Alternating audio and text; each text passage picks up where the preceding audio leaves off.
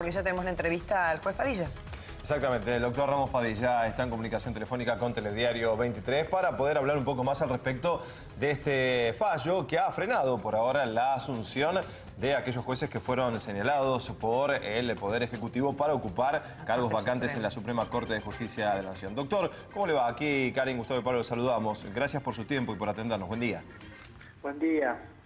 Bueno, a ver, el decreto es inconstitucional, reza aquí nuestro graf, pero en realidad no tiene que ver precisamente con esto, ¿no? Su fallo y la medida que usted ha determinado, ¿es así?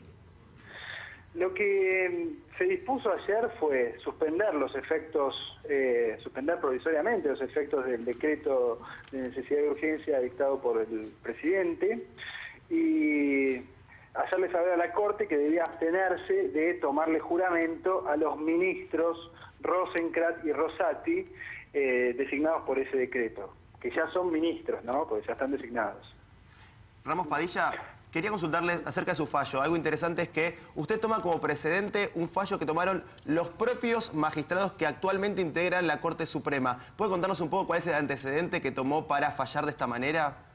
Sí, yo con sinceridad les digo, quise ser muy respetuoso y muy cuidadoso de las palabras que utilizaba en el fallo y por eso recurría al último precedente, al más claro, ¿sí? que dictó la Corte, vinculado a los conjueces que en su momento propuso la entonces presidenta Fernández de Kirchner y que no tenían el acuerdo del Senado, no tenían los 2/3 que reclama la Constitución Nacional, sino que tenían solamente un acuerdo con una mayoría simple del Senado.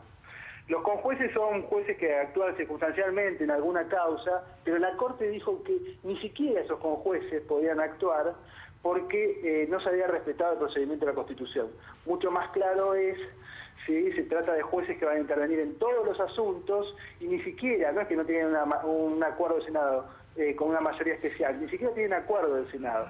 Es decir, no se cumplió el procedimiento establecido en la Constitución Nacional, el decreto 222 que le permite al ciudadano participar, impugnar a los candidatos, la sesión pública que nos habla de la posibilidad de conocer a quienes van a conformar parte del poder, de la cabeza del Poder Judicial. Ahora, doctor, ¿qué quiere decir entonces? ¿Que hay como un conflicto en la Constitución, que hay algo que está reñido en realidad? Porque acá no se estaban basando en una norma que tiene que ver con el año 1800, de cuando gobernaba Mitre, ¿no? De alguna manera. Entonces, no se puede decir que es inconstitucional. Lo que pasa es que habría caído en desuso.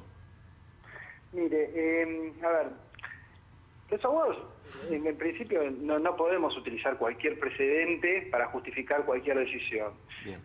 Sin entrar a juzgar, ¿sí? Un precedente de 1865, dictado en el gobierno de Bartolomé Mitre, ¿sí? Que uno podría hablar largo y tendido acerca de la baja institucionalidad de ese gobierno, ni siquiera se elegían a los presidentes por el voto secreto y obligatorio, no puede ser utilizado si hace 4 meses la Corte Suprema de Justicia de la Nación dijo lo que tenía que decir sobre este asunto, invalidó un decreto de la presidenta y esa decisión la fundamentó en todos los tribunales internacionales del mundo más importantes para resguardar la división de poderes.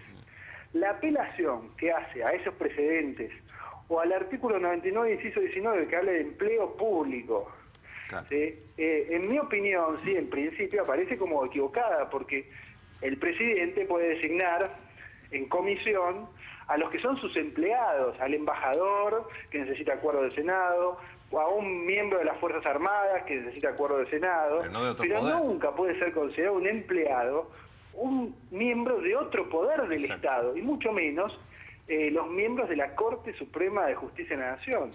Entonces ahí es el error. Si consideráramos que puede llegar a ser considerado empleado, bueno, se terminó la división de poderes. Está claro. Claro. Ramos Padilla, otra consulta es acerca de la primera repercusión. Ayer Macri dijo, no sé si tiene valor el fallo. ¿Cómo interpreta usted este análisis que hizo el presidente de su decisión? Bueno, no, lo que no, es difícil buscarle alguna interpretación, pero bueno, fue un fallo dictado por un juez de la Nación, nombrado de acuerdo a la Constitución Nacional, en uso de sus facultades, tal vez porque considera que la Corte sí va a ser la intérprete final, que no se le puede hacer saber, pero la Corte en este caso lo que cumple es una función administrativa cuando les toma juramento.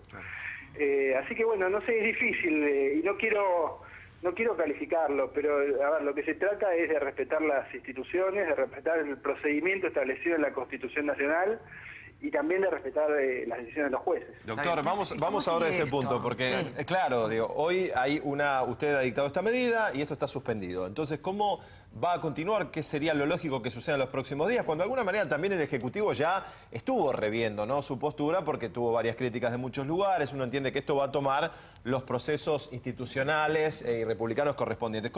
¿Qué debemos esperar en los próximos días? Mire, hasta ayer, si Rosenkrantz y Rosati iban y tomaban un café en la corte, podían jurar y decidían jurar, juraban. Más allá de las expresiones, lo que quiero decir es, más allá de las expresiones públicas, había un decreto, el 83 de 2015, que los designó como ministros de la corte. Entonces, la necesidad de dictar la medida reclamada es absolutamente vigente, era necesaria, actual, y eso más allá de las manifestaciones de buena voluntad, que es lo que todos queremos. Ustedes me dicen, ¿cómo quieren que continúe esto con respeto a la Constitución? Con que se sigan los procedimientos establecidos en el artículo 99, inciso 4, que pueda participar la ciudadanía, impugnar y que se haga la sesión pública donde se discuta si las personas propuestas son las mejores para ocupar tan altos cargos. Claro. Lo que no se puede hacer es designarlos previamente y que mientras ellos son ministros de la Corte se discutan sus pliegos, porque la Corte fundamentalmente discute temas muy sensibles, muy sensibles. Desde la interpretación final de la Constitución, recuerde que había un ministro de la Corte y una Corte que dijo que había un artículo de la Constitución que era inconstitucional para ellos, que establecía que a los 75 años los jueces necesitaban tener un nuevo acuerdo y si no tenían que dejar sus cargos. Eso pasó con la Corte anterior. Digamos, ese poder tienen poder para opinar sobre la coparticipación federal, sobre las reservas públicas, sobre la ley de medios, sobre cuestiones que afectan a las provincias. ¿Cómo vamos a poner al juez en sus funciones y después vamos a opinar si ese juez tiene que estar o no tiene que estar? Correcto. Ramos Padilla, yo quería consultarle por último también, porque ayer fue llamativa la forma en que muchos portales titularon esta noticia y apelaron a que usted es miembro de Justicia Legítima para decir un juez militante falla de esta manera contra la decisión del gobierno de Mauricio Macri. ¿Usted qué responde a esta lectura que hicieron algunos sectores? A mí me parece muy grave, que se quiera deslegitimar a la persona y que no se hable de los fundamentos. En algún momento tenemos que pensar que más allá de lo que cada uno vote en el cuarto oscuro, qué es lo que quiera, cuáles sus preferencias políticas, acá lo que hay es una decisión jurisdiccional. Lo que hay que cuestionar son los fundamentos. Que sea o no sea justicia legítima, soy de justicia legítima, es una parte de mi vida. También he sido abogado, de dirigentes socialistas, radicales, peronistas, de abuelas, de excombatientes de Malvinas. Digamos, mi vida no ha transitado solamente por ahí, funcionario de la Universidad de Buenos Aires. Digamos, no, me parece muy bajo que se recurra a tratar de descalificar a una persona. No tengo problema de hablar sobre mis antecedentes y estoy muy orgulloso de las cosas en las que he podido participar. Doctor. Pero lo importante es hablar de los fundamentos de la decisión. Igual, permítame, porque ya que es todo un tema político de trascendencia, el hecho de que se lo critique, se lo cuestione y se revea también su decisión. Usted escribió una carta al presidente de la Cámara Federal de Bahía Blanca. ¿Usted renuncia a fin de año? No. Yo ocupé, con acuerdo del Senado de la Nación, me hice cargo del Juzgado Federal de Bahía Blanca, que estaba en una crisis institucional y que había pocos jueces que quisieran ir a asumir ese problema. En ese contexto, en estos 6 meses, se regularizaron la situación de gran cantidad de detenidos, al punto tal que algunos ni siquiera le conocían la cara del juez y estaban detenidos sin que se tome declaración indagatoria. Una situación muy particular de privación de justicia. Me hice cargo de ese juzgado y continué haciéndome cargo del mío. La famosa subrogancia. Claro, como juez subrogante con acuerdo a la Constitución Nacional. Claro. Y de acuerdo a una ley dictada por el Congreso y designado por el Consejo de la Magistratura, un órgano extrapoder, para hacerme cargo transitoriamente, pero digo, con todas las garantías constitucionales. La Corte dictó un fallo donde dijo que todos los jueces subrogantes, todos los que cumplimos esos reemplazos, fueron dispuestos o elegidos de manera irregular. El único que frente a ese fallo presentó la renuncia, porque a mí al día siguiente, fui yo. Entonces, ¿cómo queda?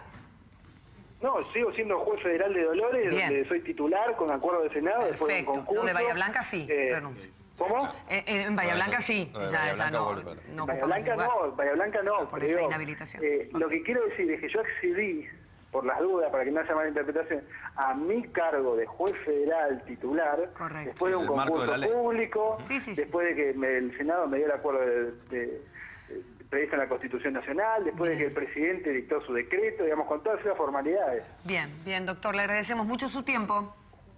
No, gracias a ustedes. Hasta luego, Alejo Ramos Padilla, juez federal de Dolores.